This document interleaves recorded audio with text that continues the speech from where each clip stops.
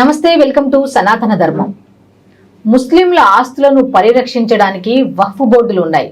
మరి సనాతన ధర్మానికి సంబంధించి దేవాలయాలకు సంబంధించిన భూములను పరిరక్షించడానికి ఏం బోర్డులు ఉన్నాయి, ఏంటి అనే దాని మీద మాట్లాడుకోవడానికి ఈరోజు మనతో పాటు ఉన్నారు శ్రీ జగదాంబ త్రిశక్తి పీఠాధిపతి, సనాతన ధర్మ ప్రచారకర్త బ్రహ్మశ్రీ బెనారస్ గురూజీ గారు. సార్ నమస్తే. సార్ నమస్తే అమ్మా. ఎలా ఉన్నారు సార్? బాగున్నానమ్మా.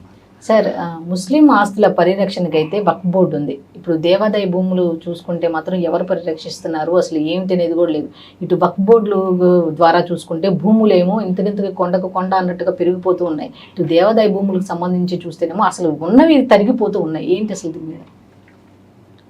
ఇక్కడ మనం ముఖ్యంగా దీనిలో మనం ఆలోచన చేస్తే కనుక ప్రభుత్వాలు దీని మీద పెద్ద పాత్ర పోషించాయి అని చెప్పుకోవాలి. అది ఏ ప్రభుత్వమైనా కావచ్చు. గతంలో పరిపాలించిన ప్రభుత్వాలన్నీ కూడా వారి యొక్క ఆస్తుల వృద్ధి కోసం పనిచేశాయా?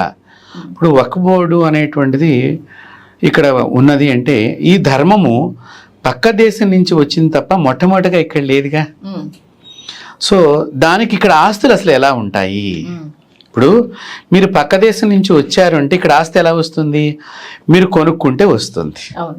కొనుక్కుంటే ఇంత కొండలు కొండలు కొనేంత పరిస్థితి మీరు వాళ్ళకి కల్పించారా? లేకపోతే అంతగా అమ్మేసేటువంటి ప్రాధాన్యత హిందువులకు వచ్చిందా? ఇప్పుడు ఏదైనా కష్టం వస్తేనే కదా మనం ఏదైనా ఉన్నది ఏదో అమ్ముకుందాము, ఆ కష్టాన్ని రూపి మాపుకుంటాము అనేటువంటిది. కాబట్టి అట్లా చూస్తే కనుక పూర్వం హిందువులందరూ బాగా కష్టపడేటువంటి వ్యక్తిత్వం వాళ్ళు, ఇప్పుడు కూడా అలాగే కష్టపడేటువంటి వాళ్ళు. మరి ప్రతి చోట కూడా మీరు ఆలోచన చేస్తే ప్రతి చోట కూడా దేవాలయాల్లో కూడా వారి మతానికి సంబంధించిన వేరే వారి మతానికి సంబంధించినవి కొన్ని ఆ పక్కనే ఒక దర్గాగా కనిపించడం ఇలాంటివి కూడా ఉంటున్నాయి. ఇప్పుడు మన దేవాలయంలో వాళ్ళు అసలు సంబంధించిన మతానికి సంబంధించిన చిహ్నాలు ఎందుకు వచ్చాయి?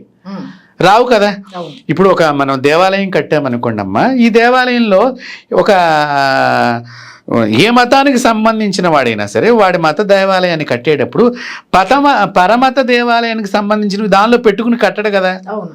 అంటే ఒకవేళ అలా వచ్చినాయి అంటే దాన్ని పడగొట్టో, దాన్ని నాశనం చేస్తూ, దాన్ని విధ్వంసంగా చేస్తూ వీళ్ళు అక్కడ వాళ్ళ యొక్క ప్రతిమల్ని పెట్టడమే జరిగింది మన భారతదేశంలో.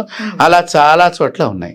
ఇప్పుడు దాన్ని కూడా ఈ వక్ఫ్ బోర్డులోకి తీసుకుని వెళ్ళిపోయారు. ఇది పెద్ద అసలు ఆశ్చర్యకరమైనటువంటి విషయం.